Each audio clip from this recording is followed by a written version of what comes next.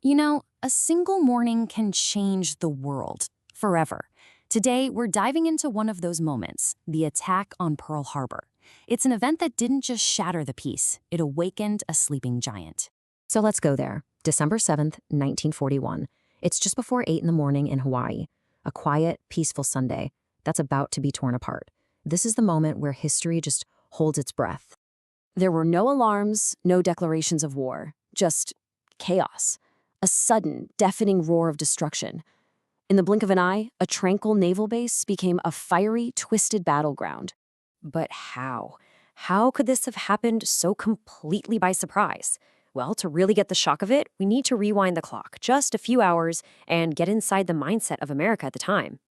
I mean, just picture it. It was a totally ordinary Sunday morning. You've got palm trees, calm water. Soldiers are probably thinking about getting breakfast, not fighting for their lives. There was zero sense of danger. War was just this thing happening thousands of miles away.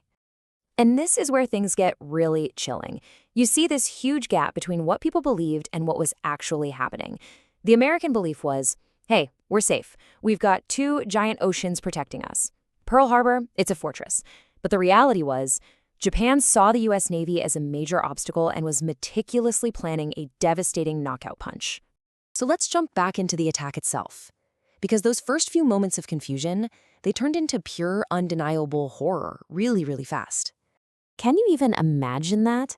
I mean, hearing planes overhead wasn't unusual, but then you look up and you realize those aren't practiced bombs. They're real. That horrifying split second when a drill becomes a deadly reality, it must have been just terrifying. And this wasn't just an attack on ships. It was a total assault on your senses. The whole harbor just erupted. Men who jumped into the water to escape were met by sheets of burning oil. The air was thick with smoke and the sounds of screaming and sirens, just absolute chaos. And if there's one image that's seared into history from that day, it's the fates of the USS Arizona. A single bomb, an armor-piercing one, sliced through the decks and hit the forward ammunition magazine. The explosion was, well, it was instantaneous and catastrophic. The ship was gone in seconds. Just let that number sink in. Over 1,100 sailors and Marines were killed on the Arizona alone. Many of them were trapped inside as it sank.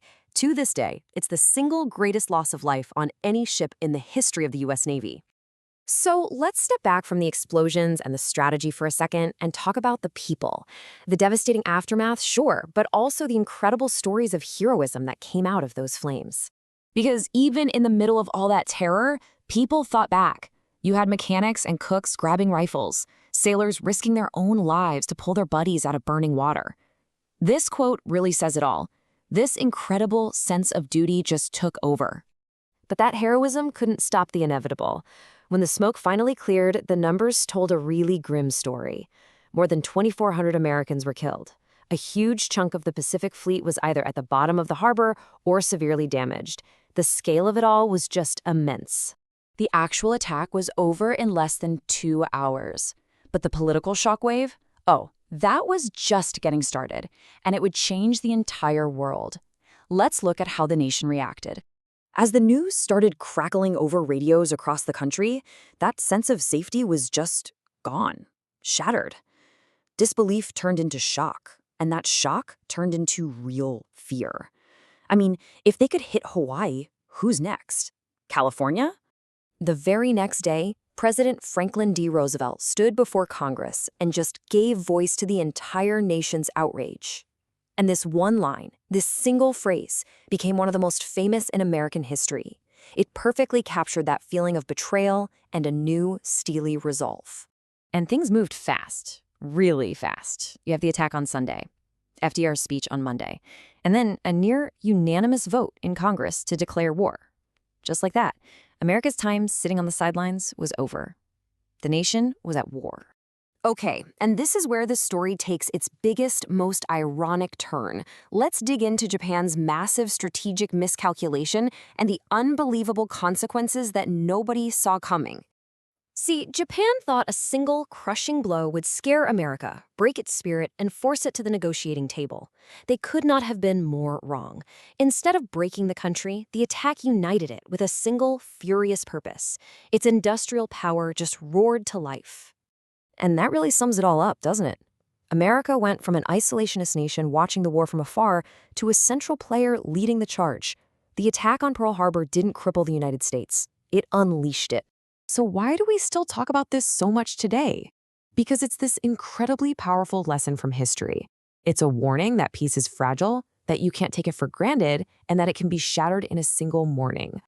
And at the very heart of that memory today is the USS Arizona Memorial, which is built right over the sunken battleship. It's the final resting place for more than 1,000 men who are still entombed inside. And here's this final haunting detail. To this day, the ship still leaks small drops of oil that rise to the surface. They call them the Tears of the Arizona. It's this constant, silent reminder of the lives that were lost on that infamous day. And really, that's what it all boils down to. The story of Pearl Harbor isn't just about a battle. It's about why we have to remember these things. It forces all of us to ask, what are the lessons we're supposed to carry forward? And what is the true cost if we forget?